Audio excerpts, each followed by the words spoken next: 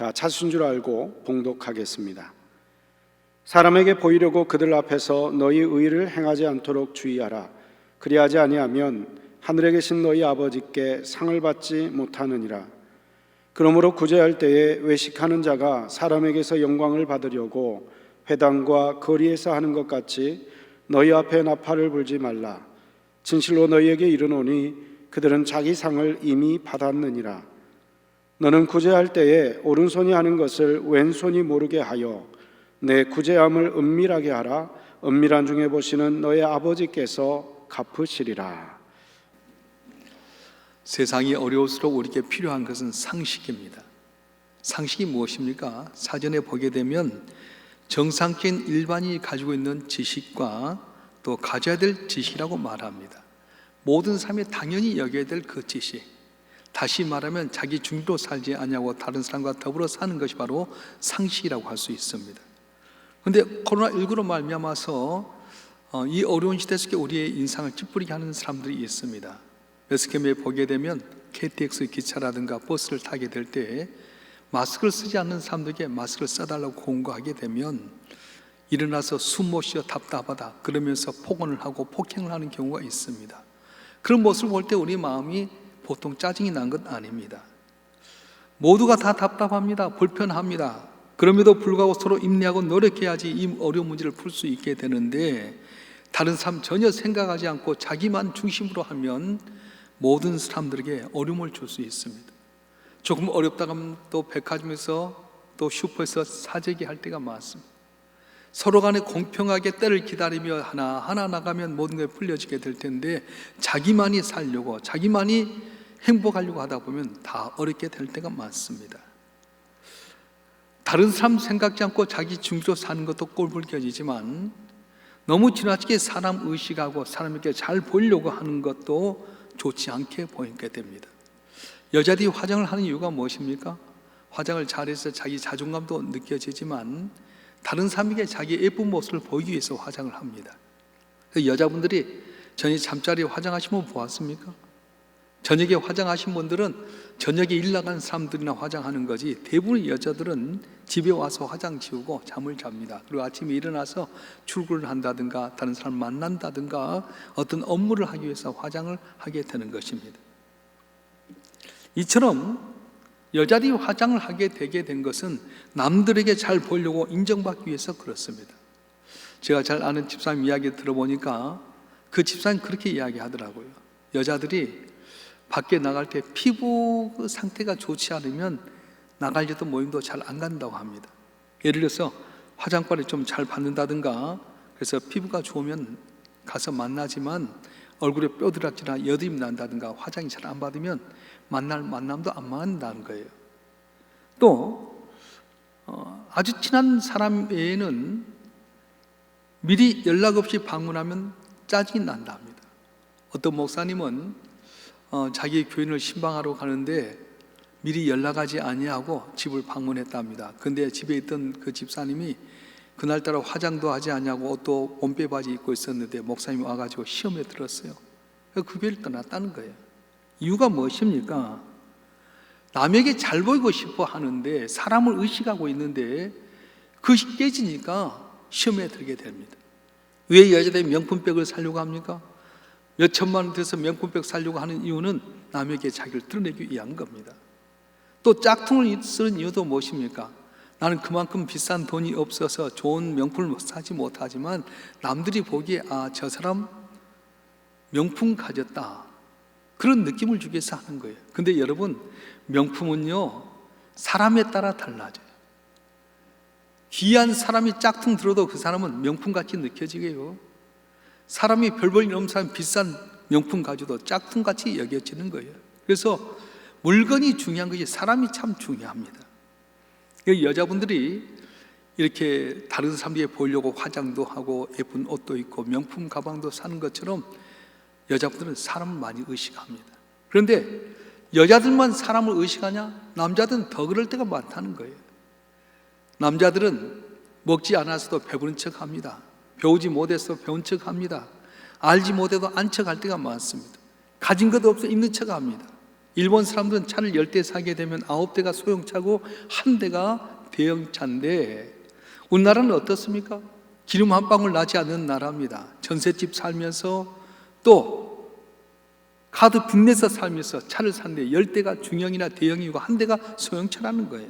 왜 그렇습니까? 그것은 바로 체면 문화 때문에, 다른 사람이 나를 잘 보이기 위한 그런 모습 때문에 전혀 조건이 안 된데도 불구하고 잘 드러내기 위해서 비싼 차, 좋은 옷, 또 남에게 좋게 보이기 위해서 행한다는 겁니다. 물론 우리가 살아가면서 비아래 시대이기 때문에 자기를 드러낼 때가 있습니다. 그래서 자기들이 공부를 잘한 거 보면 은밀하게 드러내고 싶어 하고요, 또 자기 남편이 승진하게 되면 동네방네 알리게 되게 되고요, 또 자기의 종이 됐으면 막 초청해서 자기는 종을 드러내려고 합니다. 그런데 그것보다 더 중요한 것은 사람의 보이기보다는 하나님께 잘 보여야 된다는 거예요. 할렐루야. 요한복음 3장에 등장하는 니고데모라는 사람이 있습니다. 이분은 사내린 공회 의원이었습니다. 오늘날 우리나라 말로 하면 국회의원과 같았습니다. 그분은 바리새파로서 율법을 가르치는 선생이었습니다. 그런데 요한복음 3장 2절에 보게 되면 이 니고데모라 하는 공회 의원이 한밤중에 예수님을 찾아왔습니다. 왜 한밤중에 찾아왔습니까? 본인은 국회의원이었죠. 백성들을 가르치는 율법의 선생님이었죠. 근데 백성들이 보잘것없는 나사렛 예수라는 사람을 찾아가면 어떻게 볼 것인가? 그래서 그는 한밤중에 예수님을 찾아갔습니다. 사람의 보려고 하는 체면 중히 여기면서도 하나님 앞에 서지 못했다는 거예요. 그런데 어떻습니까? 누가복음 8장에 등장하는 회당장 야이로의 모습을 보게 되면 딸이 죽게 되었습니다. 그때 이 회당장 야이로는 사람이 나를 어떻게 보든 말든 예수님 앞에 나서 무릎 꿇습니다. 주여, 내 딸이 죽게 되었습니다. 오셔서 고쳐주시옵소서 고백합니다. 내 딸이 죽게 됐을 때 사람 의식하지 않습니다. 하나님께 집중해서 살려달라고 고백하게 되고, 그런 회당장을 보고 주님께서는 그 딸을 고쳐주셨습니다. 누가복음 19장에 보게 되면은 예수님이 여리고를 지나가게 될 때 여리고 세리장이었던 삭개오라는 사람이 있었습니다. 이 삭개오는 어떤 사람입니까? 그 당시 여리고 세무서에 세무서장과 같습니다. 예수님이 온다는 소문 듣고 그도 예수 만나러 갔는데 키가 작은 삭개오가 키가 큰 사람들에 의해서 예수께 가까이 가지 못합니다. 좀 비켜달라고 했더니 사람들이 오히려 더 가로막습니다. 너는 로마에 빌붙여서 세금을 많이 거두고 우리를 어렵게 하는 사람이다. 가로막아버렸어요. 여러분, 돈 많은 사람이죠. 권력 있는 사람이죠. 근데 이 사람이 어떻게 합니까? 예수님이 어떤 길로 올까 봐서 예수님 오는 그 길목에 있는 뽕나무, 옛날에는 뽕나무로 되어 있는데 요즘 개정 성경에는 돌감람나무 위로 올라가서 체면 불구하고 주님 만나보는 거예요. 그때 예수님이 한 번도 만난 적이 없는 삭개오를 부르면서 삭개오야, 내려오는 내가 너 집에 유하야 되겠다 말씀하셨습니다. 사랑하는 성도 여러분, 여러분 어떤 종류의 사람입니까? 니고데모처럼 사람만 의식하는 사람입니까? 아니면 회당장 야이로처럼, 세리장 삭개오처럼 하나님을 만나기 위해서, 하나님의 역사를 참기 위해서 주님께 시선을 두고 거기에 집중하는 사람입니까? 오늘 본문의 말씀에 보게 되면 사람의 시선만 의지하고 살아가는 사람들에게 주님께서 해주신 말씀입니다. 우리 다 같이 마태복음 6장 1절 말씀 한번 읽어볼까요? 마태복음 6장 1절의 말씀 시작. 사람에게 보이려고 그들 앞에 너희 의를 행하지 않도록 주의하라. 그리하지 아니하면 하늘에 계신 너희 아버지께 상을 받지 못하느니라. 아멘. 여기서 우리가 놓쳐서 안 될 말씀이 있는데, 사람에게 보이려고 그들 앞에서 너희 일을 행하지 않도록 주의하라 말씀하셨어요. 다시 말하면 다른 사람에게 보이기 위한 목적으로 의를 행하지 말라, 그렇게 말씀하셨습니다.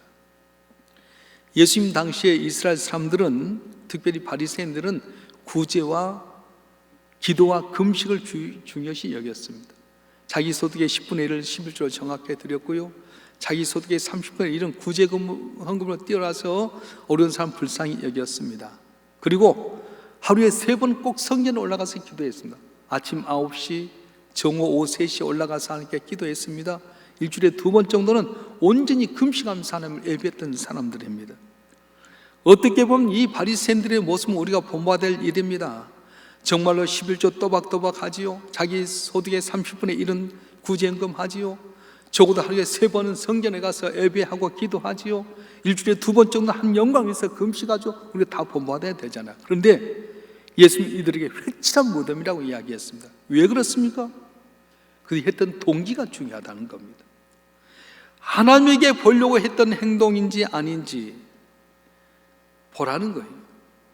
하나님 앞에 행하는 것이 아니라 사람의 보기 위해서 11주하고 구제헌금하고 하루에 3번 올라가서 기도하고 일주일에 2번 금식하는 것, 사람의 보려고 하면 헛것이라고 말씀하는 겁니다.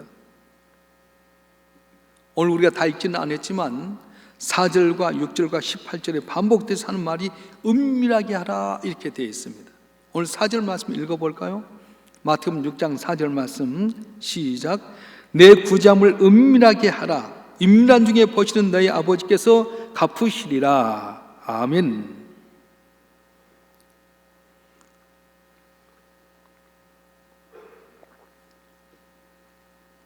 은밀하게 하라는 것은 아무도 모르게 하라 그런 말씀입니다.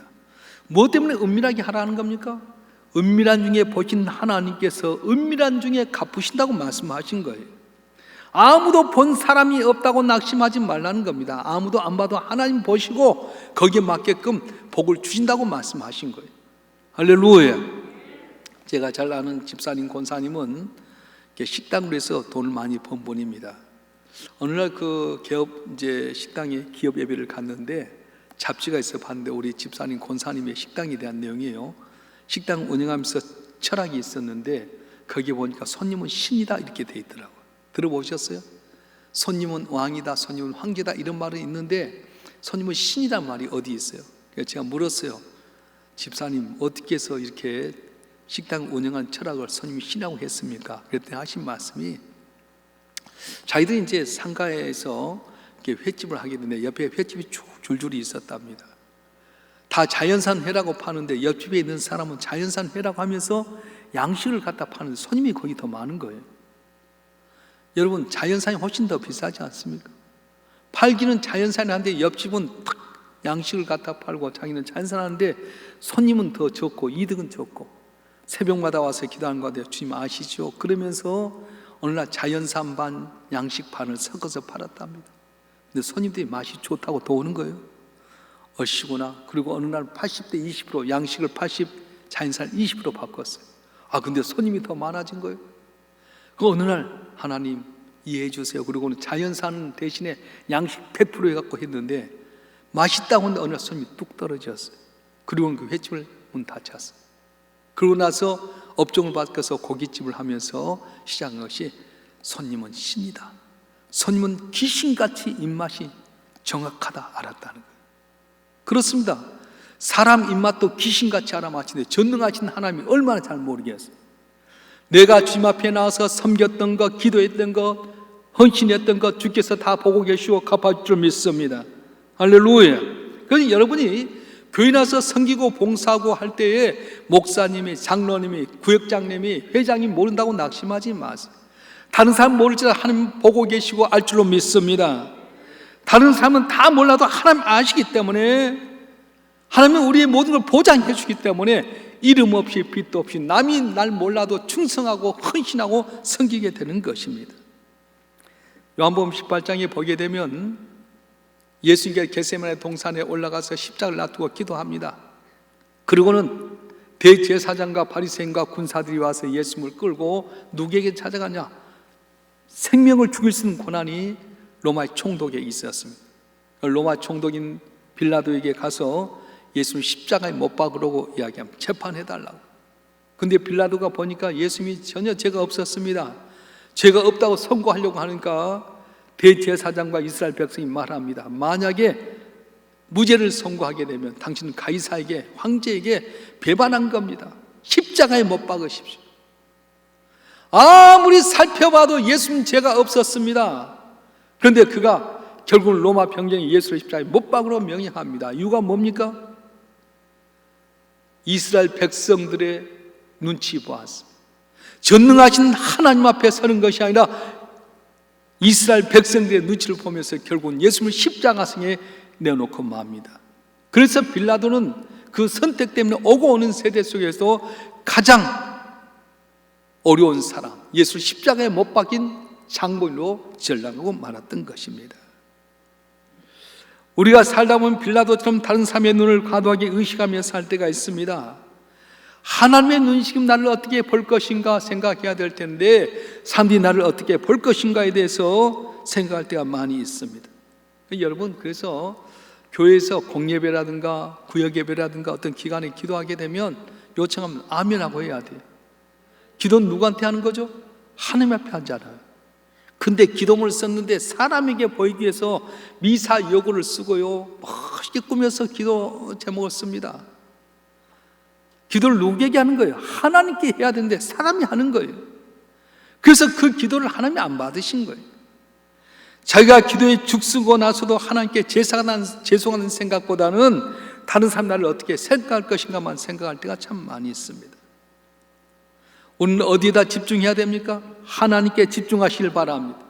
사람이 나를 어떻게 보느냐가 중요해, 하나님이 나를 어떻게 보느냐에 대해서 관심을 가지셔야 된다는 거예요.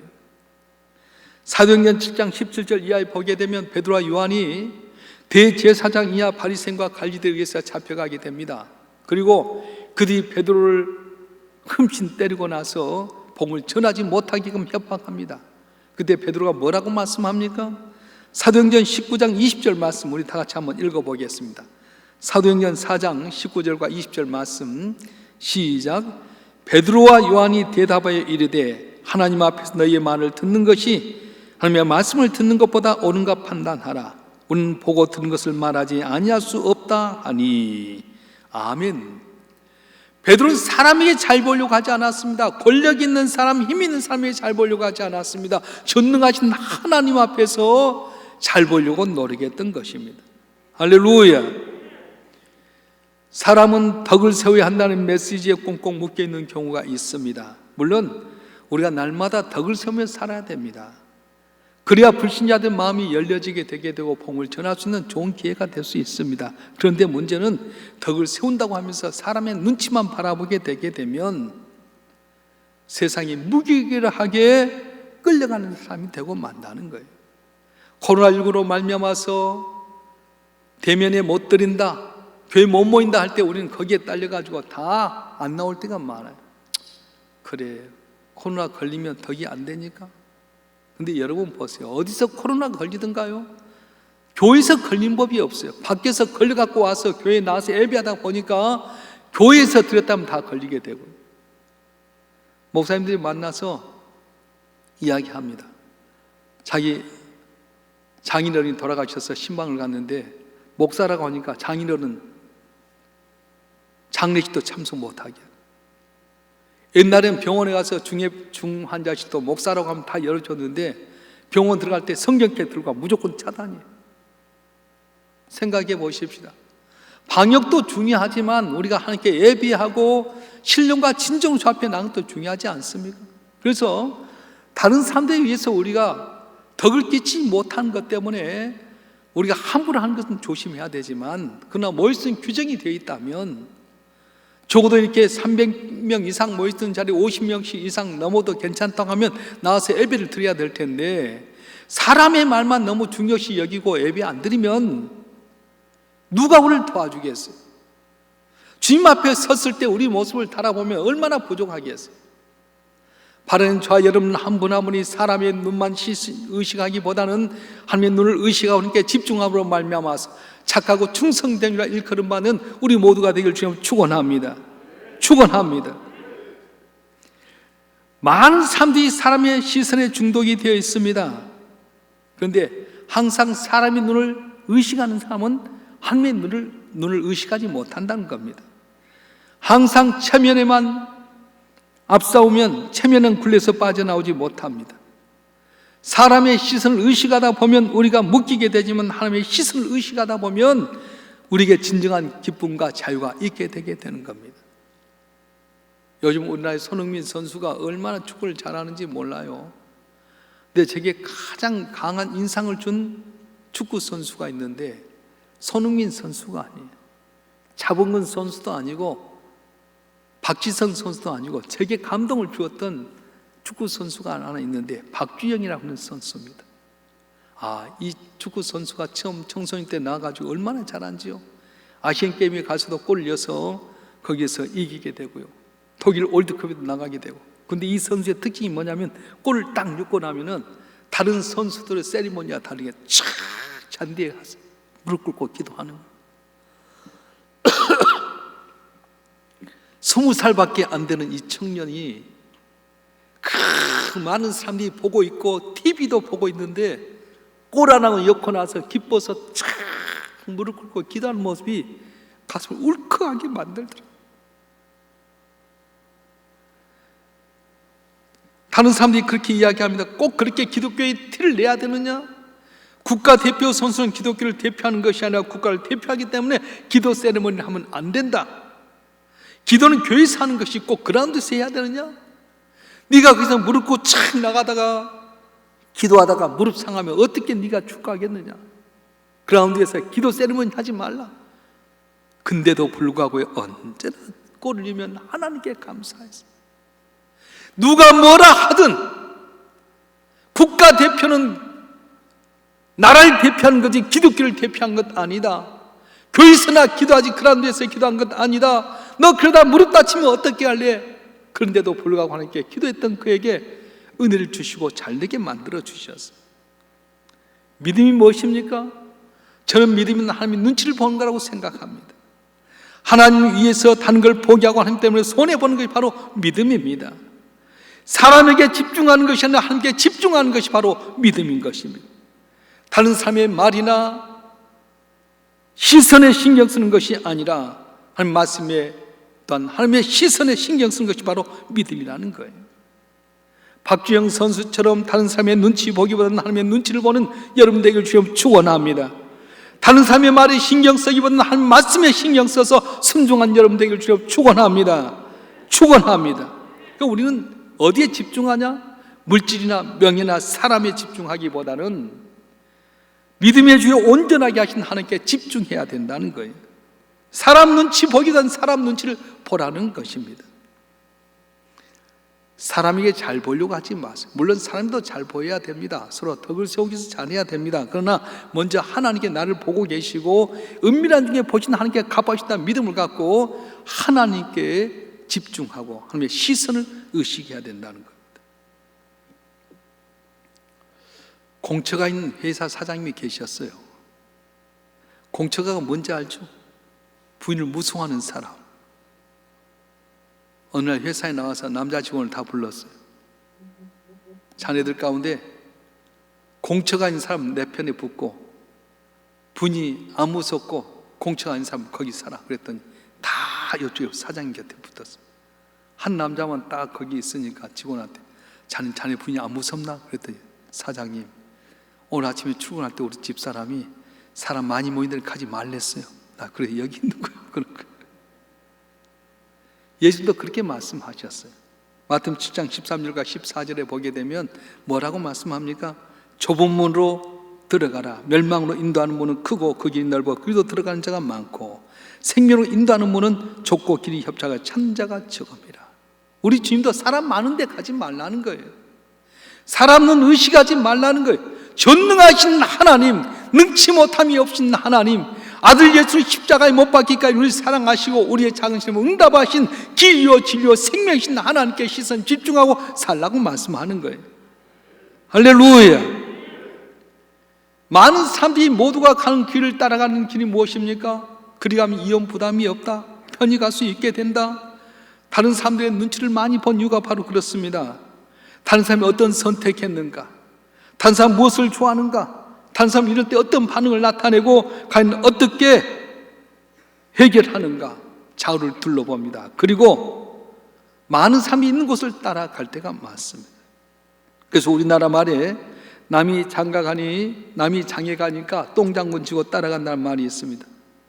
모두가 가는데 나만 안 따라가면 애토리가 된 것 같습니다. 무슨 큰 손해를 본 것 같습니다. 한밤중에 동네 개 한 마리가 짖으면 전체 동네 개가 짖는 것처럼 군중 심리가 그렇게 무섭습니다. 다 하는데 안 따라가면 바보 같아. 스스로 분별하는 능력이 있고 충분한 해결할 수 있는 능력이 있는데 왜 사람들이 많은 곳을 향해서 따라가고 그 사람들의 의견을 다 그냥 생각도 없이 받아들입니까? 정말로 다수가 다 오는 겁니까? 이스라엘 백성들이 모세를 따라서 출애굽했습니다. 약속의 땅 가나안 땅을 다 주겠다고 약속했습니다. 젖과 꿀이 흐르는 땅이다. 내가 이 땅을 너에게 주리라. 그런데 12명이 정탐 가운데 10명이 가서 보더니 거기는 젖과 꿀이 흐르는데 못 들어간다. 거기 키가 큰 아낙 자손이 있다. 철병거 가졌다. 우리는 그 사람 메뚜기와 같다. 원망하고 불평하다가 다 거기 따랐던 사람 죽고 말았어요. 누구만 들어가냐? 20세 이상의 여호수아 갈렙만이 하나님의 말씀을 따르고 하나님께 치선 집중했던 여호수아 갈렙만이 20세 이하 철딱선이 없는 애들과 더불어서 약속의 땅 가나안 땅에 들어갔는데 최고의 권력자, 최고의 부자가 되었습니다. 예수님을 십자가에 못 박으려 했던 다수의 군중들, 그들이 맞았습니까? 예수를 십자가에 못 박으려 했을 때 그들은 몰랐습니다. 모두가 죽이라니까 예수를 죽이고 바라볼 노라고 했지만 결국은 그들은 하나님의 아들이고 메시아인 예수님을 십자가에 못 박는 우를 범하고 말았던 것입니다. 우리가 하나님의 은혜와 복을 받으면 어떻게 해야 됩니까? 의미 없는 다수의 군중에 섞이지 말고 거기서 나와서 믿음의 소수편에 서야 됩니다. 상향이 불리하더라도 오해받을 수 있는 그런 상황이 있을지라도 맞아 죽는 한이 있더라도 담대한 믿음을 가진 소수의 편에 서야 된다는 겁니다. 역사를 살펴보게 되면 영향력 있고 가치 있는 삶을 살았던 사람은 창조적인 소수의 사람이었습니다. 성경을 살펴봐도 복받는 사람 누구냐? 말씀을 따라서 순종하고 하나님을 의식했던 소수의 사람이었습니다. 모든 이스라엘 백성이 발과 아세라를 섬기고 말았습니다. 아방과 아세라의 권력에 의지해서 하나님 없다고 다 돌아섰습니다. 그때 엘리야만큼 하나님 살아계시다, 전능하신 하나님이다, 우리를 택하셔서 복 주신 하나님이다, 누가 진짜 하나님과 갈매서 내기하자. 그 발과 아세라 850명의 선지자와 엘리사가 딱 850대 1로 싸움하게 됩니다. 근데 어떻습니까? 모든 이스라엘이 하나님이 안 계시다 했음에도 불구하고 엘리야만큼은 전능하신 하나님이 응답하신 하나님이다, 여호와 전능하신 주님이다 고백하게 되고요, 기도했더니 불이 내려서 그 죄는 싹 태우는 역사가 있었습니다. 미디안에 13만 5천 명과 전투하게 될 때 모인 수가 3만 2천 명이었습니다. 근데 하나님은 3만 2천 명 다 쓰지 않았어요. 사람의 눈을 의식하고 두려운 사람 돌려보내게 만들었습니다.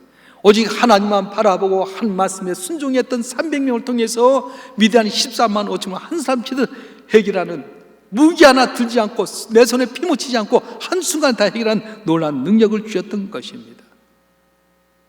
사랑하는 성도 여러분, 이 어려운 시대 속에 우리는 어떻게 해야 됩니까? 물론 나만을 중심으로 사람 배려하는 삶은 곤란합니다. 그런데 너무 사람의 시선에 집중하다 보면 복받을래야 복받을 수 없게 되는 그것이 바로 믿는 성도예요. 사람을 너무 치우치지 마세요. 사업한다고 예배보다는 그 사람 만나고요, 직장생활한테 승진한다고 다른 사람 만나 술잔 건드리고 거기 필요 없어요.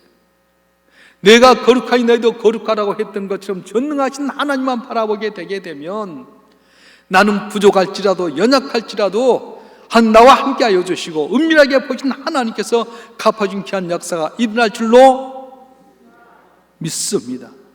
그래서 주님은 양을 본 것이 아니라 질을 봤어요. 부자가 주님 앞에 많은 예물을 드린 것 주님은 기뻐하지 않았어요. 가부의 엽전드림을 기뻐하셨어요. 왜요? 이 가부의 엽전드림은 자기 생활비 전체를 드렸는데 부자는 자기의 생활 가운데 조금 드렸어요.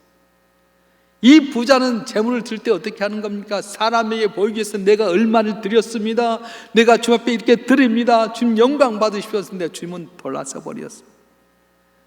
너무 부끄럽게 짝임 엽전 투닉 갖고 주님 받은 내를 어떻게 합니까? 이것밖에 드릴 것이 없습니다, 주여 불쌍히 여겨달라고. 근데 주님은 주님을 향해서 자기의 생활비 전체를 드리는 이恩을 기뻐 받으셨고 이恩이 가장 많은 걸 드렸다고 말씀하신 거예요. 오늘 코로나19 시대 속에 우리는 내일도 장래일도 알지 못합니다. 어떤 일이 있을지도 모릅니다. 이럴 때 어떻게 우리가 승리할 수 있습니까? 은밀한 중에 보신 하나님께서 은밀한 중에 갚아준다고 했던 것처럼 오직 주님께 시선을 고정하고 주님께 집중하고 주님께 잘 보도록 노력하게 되게 되면 나도 모르는 사이에 은밀한 중에 갚으신 하나님께서 우리의 삶에 놀라운 은혜와 기적을 주실 줄로 믿습니다. 이런 복이 여러분 모두에게 임하시기를 주님을 간절히 축원합니다. 기도하겠습니다.